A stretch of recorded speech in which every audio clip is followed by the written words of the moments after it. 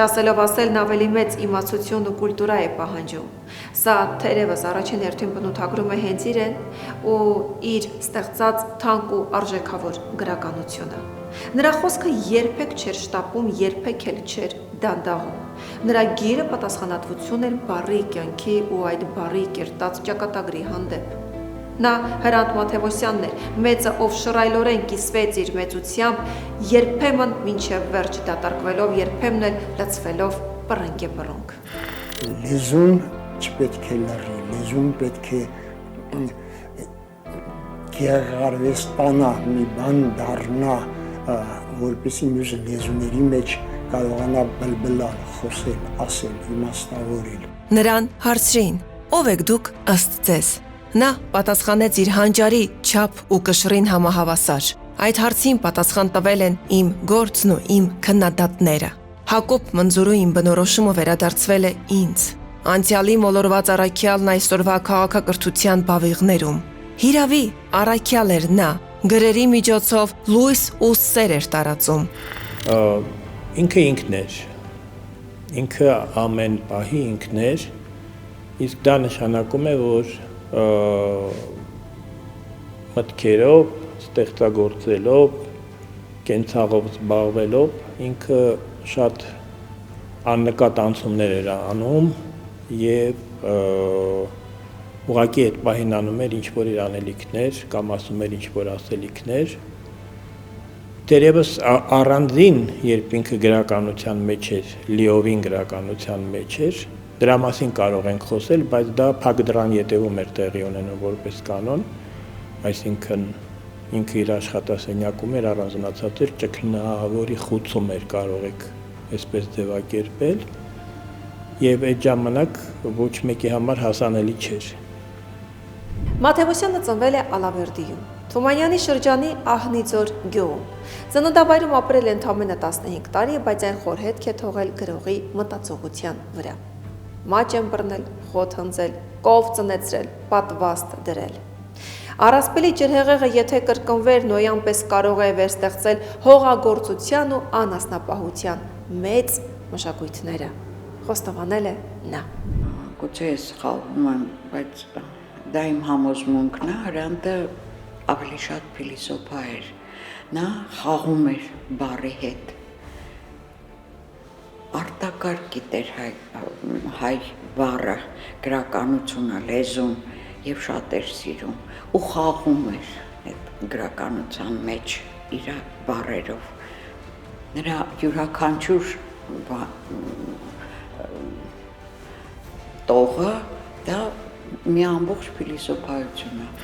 Ահնիձորը հիմնել են Սանահինի և Հաղպատի կալվածքները լքած գյուղացիները։ Հիմնողներից մեկն էլ եղել է Մաթևոսյանի Օհանես պապը։ Հանճարեղ գրողն իր գյուղում ընդամենը 15 տարի է ապրել, բայց նրա բոլոր գործերում առանցքային դերակատարում ունի Ահնիձորը իր վեհ ներկայությամբ։ Ծմակուտը, Մաթևոսյանական ծմակուտն ու աշխարհի դարդուցավին անտեղյակ, աշխարհի աղմուկից հեռու, հող ու բահին ապավինած ծմակուտցիները։ Մի քանի անգամ վերադարձել է հայրենական տուն, այնտեղ աշխատել է, փորձել է այնտեղ աշխատել, երբ ծնողները դեռ ավելի երիտասարդ էին և կարող էին իր մասին հոգալ, իր կենցաղը հոգալ, բայց նաև կենցաղը իրենց հետ կիսելով ամեն ամառամուտին ուսանող ժամանակ արդեն ամեն ամառամուտին մինչև աշնան կեսերը հոր հետ միասին գերանդվով հունձ անելով, խոտի հարցը հոգալով, զմերվա գյուղի ճանապարհների հարցը հոգալով, ընդհուպ մինչև Կենտկոմի առաջին քարտուղար հասնելով եւ այլն, դպրոցը փակելու դեպքում պարտադրելով, որ դպրոցը նորից բացեն, գյուղը որպես վարչական միավոր ոչնչացնելու դեպքում պարտադրելով, որպեսի առանձին վարչական միավոր դառնա, որովհետև գյուղի կործանումը անվերապահ էր դառնում ֆինանսավորման սղման կամ դպրոցը փակելու հետ կապված եւ բոլոր այդ հոգսերը, գյուղացիների, համագյուղացիների բոլոր հոգսերը մեր տանը անընդհատ ահնիձորցիներ կային նստած, որոնք ինչ-որ խնդրանքով գալիս էին ինչ-որ հարց լուծելու անպայման։ 140 տարի առաջ իմ Օհանես պապը եկել հիմնադրել է Ահնիձոր գյուղը։ Ես ուզում եմ կրկնել իմ պապի փորձը, գրականության մեջ հիմնել իմ գյուղը եւ վստահ եմ, որ հաջողելու եմ։ Երբ ես եկա, ահնիձորը կար, ծմակուտը չկար։ Ծմակուտն իրական ահնիձորի եւ այդ ահնիձորի իմ սիրո միությունն է։ Ծմակուտը իմ սերն է, իմ վերաբերմունքը, իմ տագնապը մարդու համար։ Ծմակուտը ես եմ։ Հրանտի մանկությունը համընկնում է հայրենական մեծ պատերազմի եւ նրան հաջորդած ծանր ու զրկանքներով լի տարիներին։ Ծնողները մեծ դժվարություններով ու ինքնազոհ նվիրումով են մեծացրել նրան ու եղբայրներին, Հրաչյային ու Համոյին։ Այդ տարիների գյուղական կյանքը, որտեղ անցել է նրա մանկությունն ու պատանեկությունը, աշխատանքը, մարդու ու հողի հարաբերությունները կամա թե ակամա դրսևորվում էին նրա հատկապես վաղ շրջանի գործերում։ Չէ որ ապագա գրողը մանկուց ներգրավված է եղել գյուղի բոլոր գործերին, ապրելով ու զգալով այդ կյանքի ողջ ծանրությունն ու խորքը, որը հետագայում դարձավ նրա ստեղծագործական աշխարհի հիմքը։ Մայրը դա մի հանճարեղ կին էր, մի կին, որը տառ չգիտեր, տառաճանաչ չէր, բայց նա իր ամբողջ կյանքում մինչև կյանքի վերջնա ահա որ ձևի աշխատել է, որ ունենա ամեն ինչ ու իր երեխաները ոչ մի բանից նեղություն չունենա, հասկանում եք, ու ճիշտ էր ինքն էր ճիշտը, Արուսն էր ճիշտ։ Հրանտը որ գլխեր ենք ու մոր մասին գրել էր, նա հասկացել էր ինչա գրում։ Հրանտ Մաթևոսյանի հայրը Իգնատը եղել է հողագործ եւ ատաղծագործ։ Զորակոչվել է պատերազմ, սակայն ծառայության համար պիտանի չլինելով հետ է ուղարկվել գյուղ։ Այդ օրվանից սկսած նա ստանձնել է գյուղի բոլոր հոգսերը, պատերազմ չգնացած իր բախտակից 3 տղամարդկանց հետ միասին։ Մայրը եղել է քաղաքում մեծացած աղջիկ, ով ամուսնացել է խուլ եւ աղքատ այդ գյուղում, բախվելով մեծ դժվարությունների։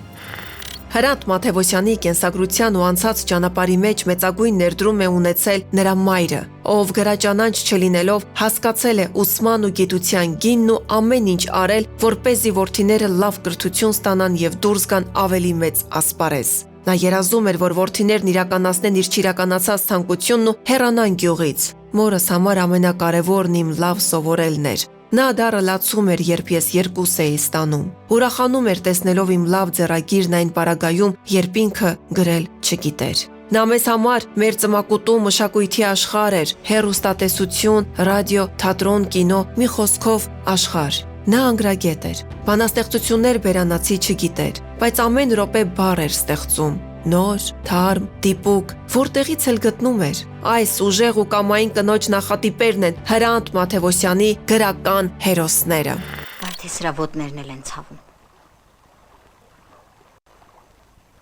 Գելես աշխարհում այս ցավով սա ոնց է ապրելու։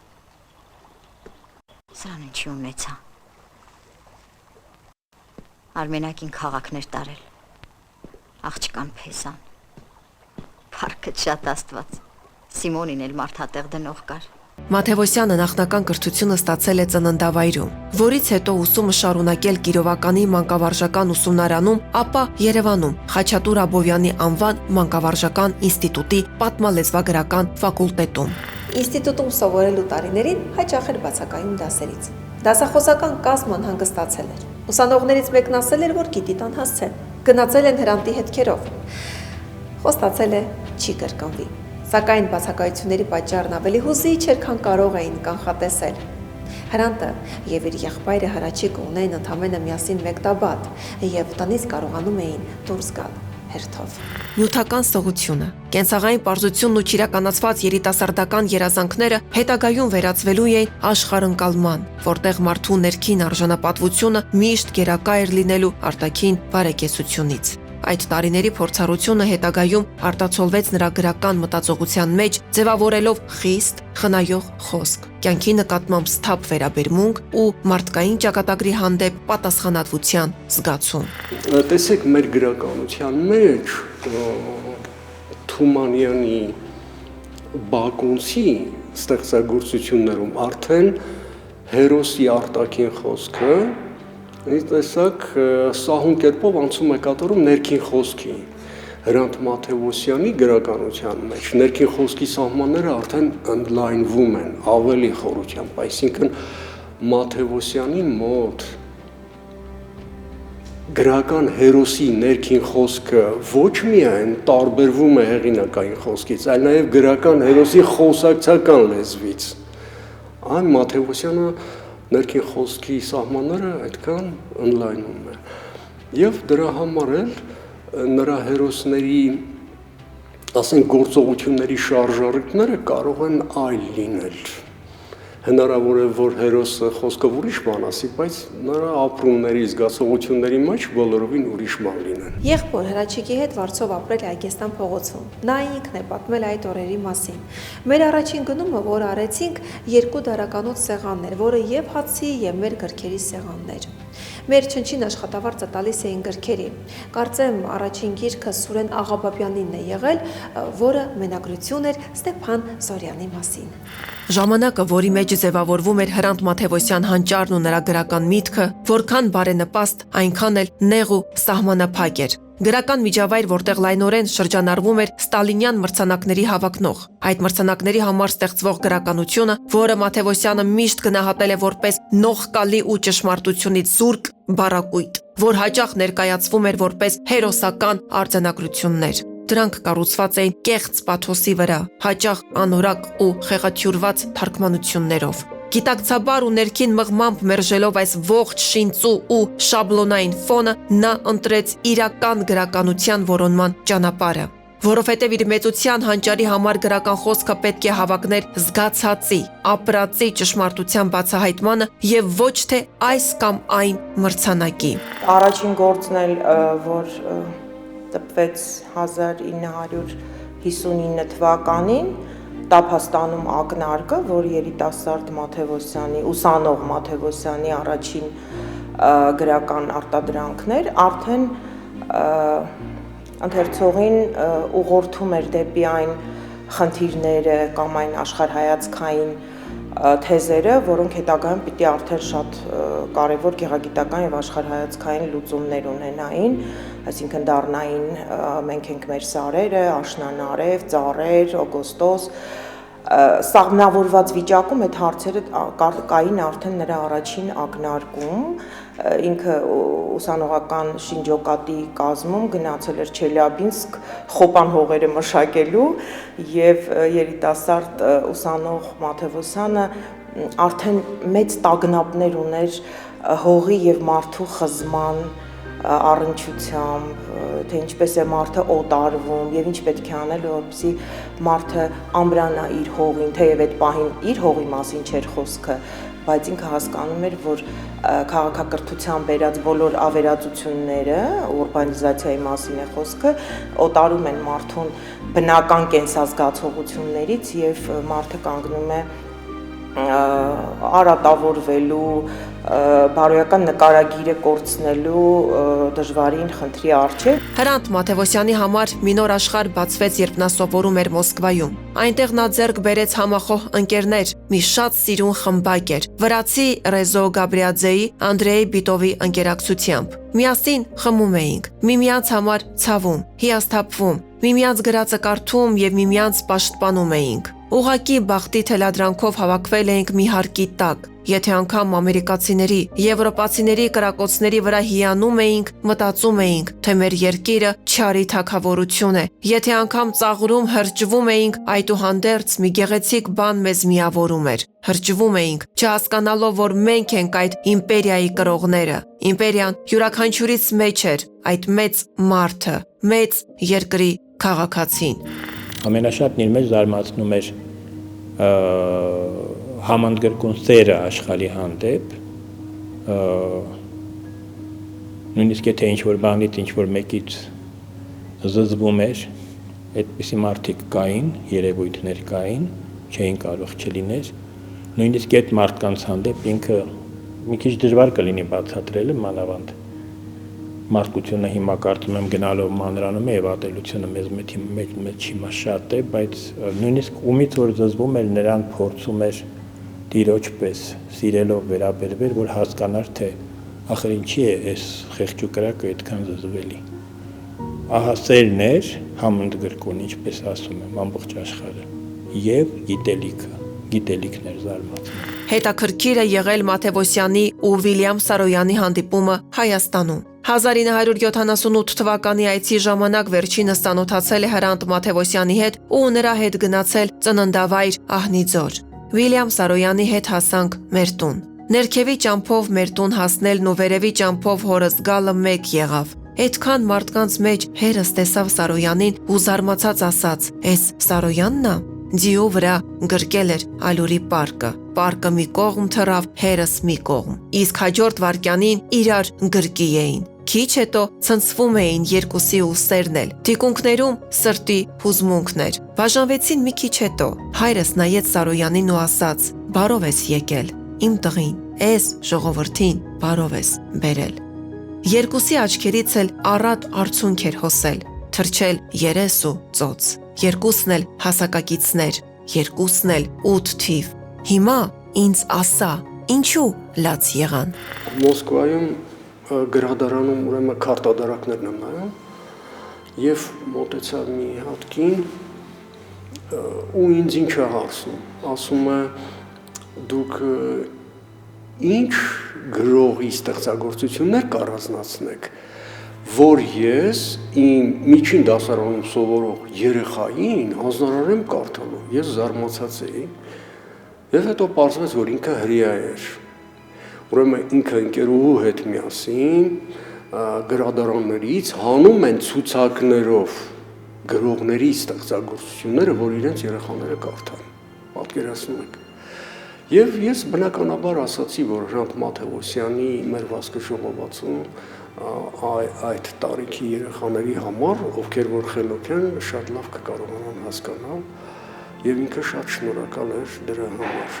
1995 թվականի փետրվարին երիտասարդ լրագրող Անահիտ Ադամյանը պետք է գնար Մաթևոսյանի տուն հարցազրույց վերցնելու։ Մինչ գնալը մտածում է, ինչ նվիրել գրողին՝ կոնյակ, օծանելիք, թե փողկապ։ Հայրը մի տարօրինակ խորհուրդ է տալիս. գյուղից մի լավ դդում են բերել։ Տար, հաստատ սիրտը կուզի, համել ոչ մեկի մտքով չի անցնի ծննդյան օրը նրան դդում տանել։ Առաջինը կլինես։ Անահիտը տարակուսում, բայց հոր առաջարկն ընդունելով դդումն առնում, գնում է հետագայում գրելով այս մասին։ Ուրախացավ, հոտ քաշեց, ձեռքերի մեջ պտտեց ու դրեց հյուրասենյակի սեղանի կենտրոնում։ Ամբողջապես հայկական ինքնություն էր։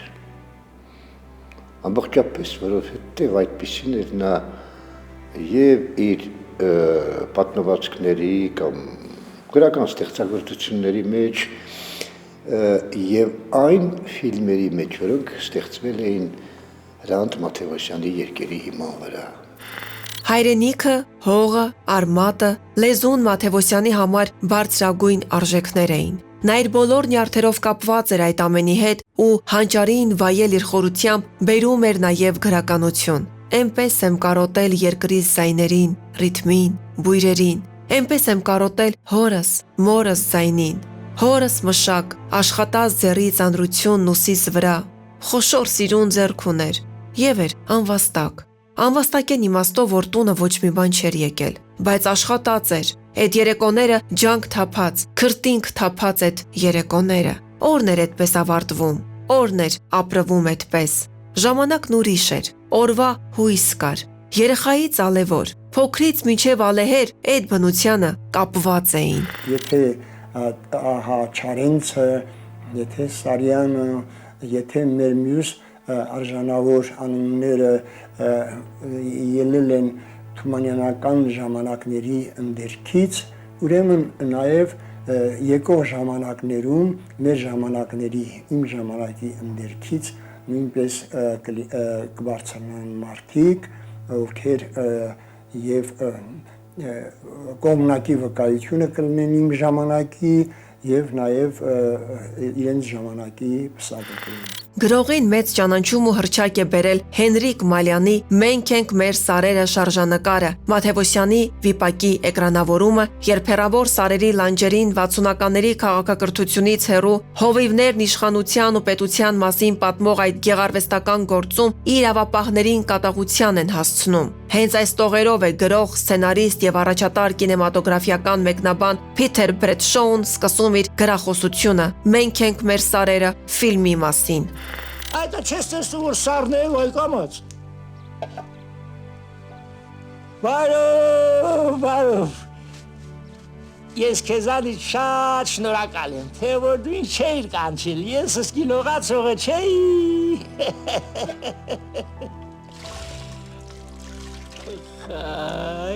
Ես ջուրը քչություն է անելու։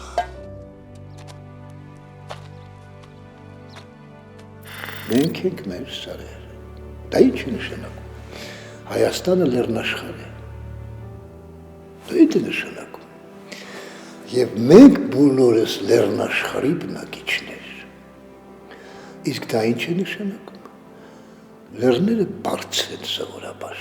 սարերը բարձր են սովորաբար, բարձրության վրա ապրող մարդիկ ենք։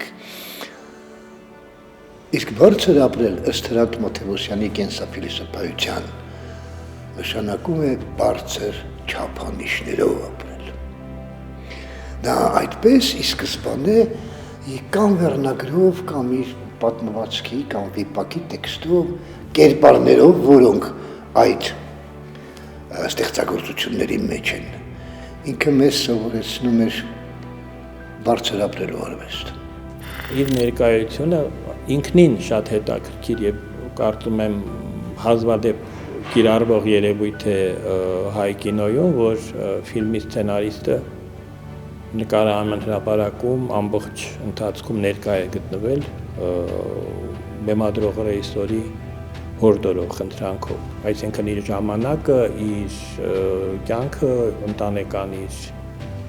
խնդիրները զոհաբերել է մի բանի, որի համար հազիվ թե փող էր ստանում, որտեղ ինքը իր սցենարը գրել էր, կարող էր քաշվել մի կողմ։ Դա այլևս չի կրկնվել մյուս ֆիլմերի դեպքում։ Մենք ենք մեր սարերը ֆիլմի նկարահանումներ։ Հրանտ Մաթեոսյանն ինչպես միշտ ներկա է եղել։ Դերասանը փորձել է փոխել իր բաժին տեքստը։ Հրանտը բարկացել է եւ ափերից դուրս եկել։ Մալյանը, հասկանալով պահի լրջությունը, թե ոնց է արել նրան եւ տարել քննարկման։ Վերադարձել են ամեն ինչ ավարտված Հոկոտ Մաթեոսյանի գրականության։ Հետագայում Մալյանը հաճախ է ասել. «Ես բեմադրում եմ Հրանտի երկխոսությունները»։ Պատասխանիր, դու քեզ մեղավոր ճանաչում ես։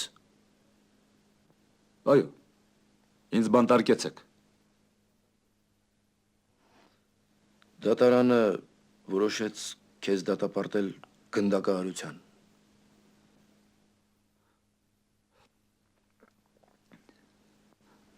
Ինչու՞։ Որովհետև մեր պետությունը բժշկին քիչ է վճարում, հովվին քիչ է վճարում, բոլորին քիչ է վճարում, որպեսզի խնայված միջոցներով այս երկիրը դարձնի երկիր։ Իսկ դու գողանում ես այդ խնայված միջոցները, սերմաց ու գողացող մկան պես, թուղս գողացող աղվեսի պես։ Մենք ենք մեր սարերում, ես լրի պատահաբար մի անգամ իրար հետ ֆիլմը նայելիս, ինքը դե չէր նայում ֆիլմերը, բայց երբ ասենք մենք հեռուստացույցով տանը նայելիս էինք լինում, անցնում դառնում էր տնով իր գործերով, ժամանակ առ ժամանակ կանգ էր առնում, ու ես մի պահ հենց այդ պահին այնպես էր, որ բոլորս ինքն էլ ես էլ այդ սենյակում ենք եւ ինչ-որ եկա, ասի, «Էս քո ձենն է»։ Ասեց հա ու թողեց գնաց, ասենք այսպես, բայց դա երևի 1996-97 թվականներ արդեն։ Ու ես փաստացի այնպես ստացվեց, որ ես 69 թվականին մի ռեպլիկի երևի 34-35 տարեկան երիտասարդ Հրանտի ձայնը, կադրից դուրս հնչող, ինքը ֆիլմում չկա, բայց ձայնը լսվում է։ Ճանաչեցի, փաստորեն հստակ պարզվեց, որ իրոք իր ձայնն էր։ Եդարի։ Ինչ ես գոռում։ Գոռում ես հետ էլ ասում սովետական։ Սովետականը ես եմ։ Դու ինչ սովետական ես։ Ոչխար եմ պահում, բուրդ եմ խուզում, խոտ եմ հնձում։ Սովետական հավաքն է, որ կնիկ չունի, ժամանակ էլ չունի կնիկ բերի։ Պանիր եմ սարքում, կարակ եմ սարքում, ոչխար եմ լողացնում։ Ուրիշի ոչխար ես մորթում։ Այդ սովետական հավաքն ինչ էր անում։ Հա, ուրիշի ոչխարել եմ մորթում, դու լավ եմ անում, քո ինչ գործն է։ Գողություն ես անում, հետն էլ ասում սովետական։ Դու լավ եմ անում, քո ինչ գործն է։ Ինչ գողություն, ինչ ոչխար։ Այդ օրը ես քաղաք եմ եղել։ Դե գնա ապացուցի։ Նրա սցենարական ձեռագրին են պատկանում Աշնան արև, Տերը, Այս կանանչ կարմիր աշխարհը ֆիլմերը։ Բագրատ Հովանիսյանն ու Հակոբ Իսկուդարյանը 1977 թվականին նկարահանեցին Աշնան արև ֆիլմը համանուն վիպակի հիման վրա։ Ֆիլմը պատմում է հակասական ու բազմաշերտ բնավորություն ունեցող գյուղացի կնոջ ճակատագրի մասին, բացահայտելով նրա անցած կյանքի բարդ ուղին։ Քան այդպես գաստ կանգնած ես ու գնալու կարևոր տեղ չունես, կարելի է մի հարց տալ։ Տնտեսական հոգնել ես, ինչի ես հոգնել։ Էլի սկսեցիք։ Ես քեզ չասացի ձիով գնա, ասած չեմ լինի։ Ես որտեղից իմանայի, որ հետ գալիս ավտո չի լինի։ Խելքից։ Չկա չունեմ։ Դրա համար էլ այդ վիճակին ես։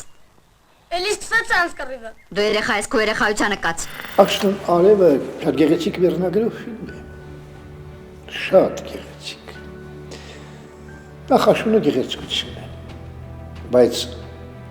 շունը ծերության շենք է, ծերացող մարդկանց մասին է, որոնք հողին կպած մարդիկ են, որոնք դեռևս ապրելու գիրք ունեն, մասնավորապես գլխավոր հերոսը, որոնք դեռևս կռիվ ունեն աշխարհի վատ բաների հետ եւ մեծացնելու երեխա։ Աշնան արևը իր մի քանի տարբերակներով, կինո վիպակը, եզրով կիսատ վիպակը, անավարտ վիպակը եւ նշանավոր ծառերը մենախոսությունը, այսինքն ամբողջ 30 տարի որդու ներսում մենախոսում էր մայրը եւ ուղղորդում նրա հայացքը դեպի աշխարհ։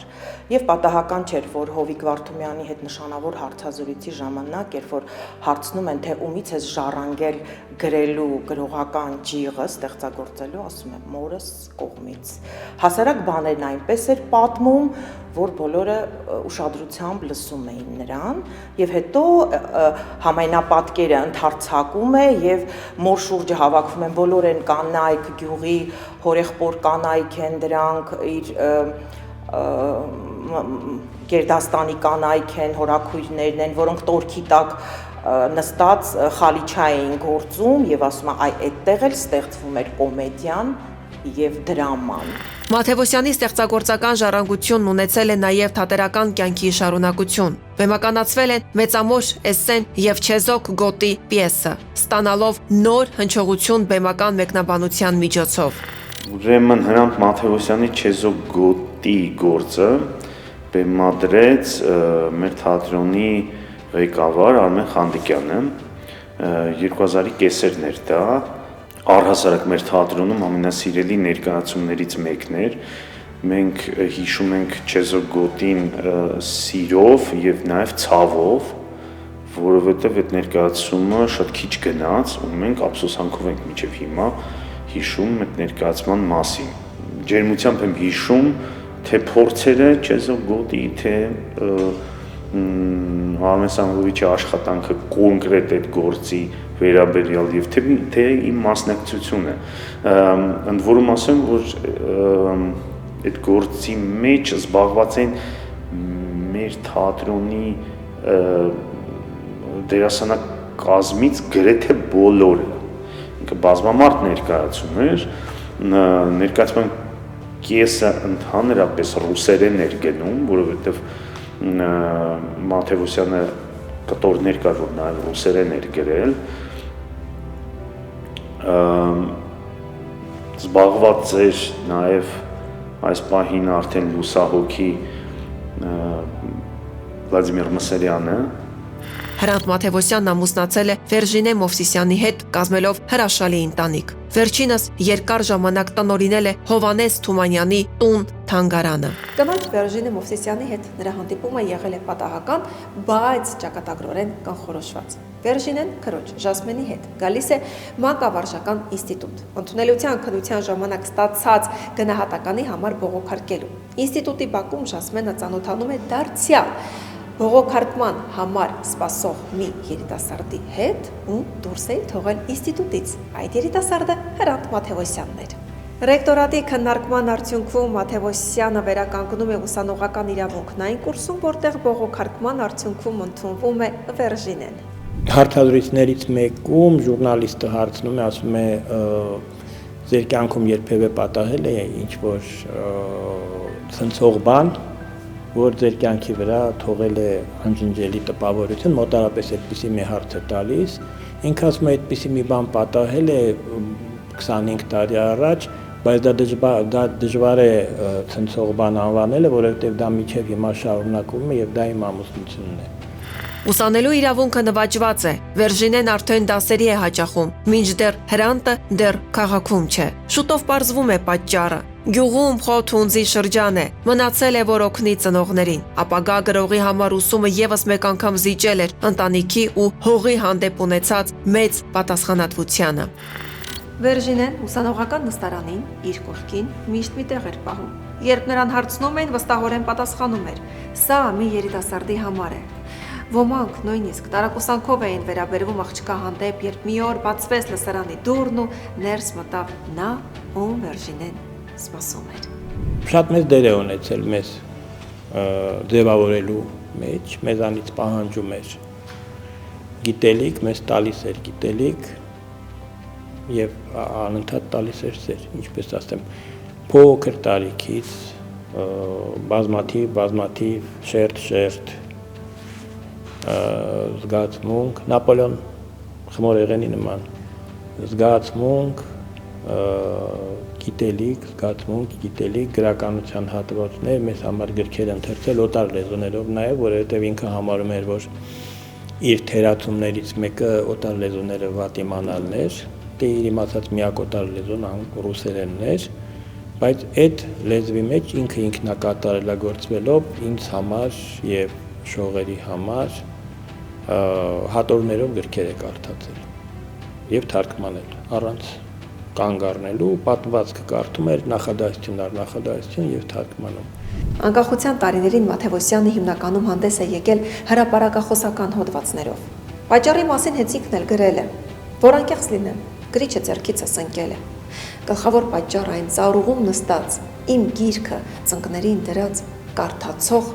աղջկա բացակայությունն է։ Նա թողեց մի լեզու, որը չի ծերանում, թողեց մի մտածողություն, որը չի մաշվում, քանի որ չի հենվում ժամանակավոր գաղափարների եւ թողեց բարոյական չափ ու կշիռ, որի առաջ կանգնելը խիզախման ճանապարհ է պահանջում։ Մաթևոսյանը մնաց որպես գրականության խիղճը, լուռ ու խորը, ներկայություն, որը չի պարտադրվում, բայց անփոխարինելի է։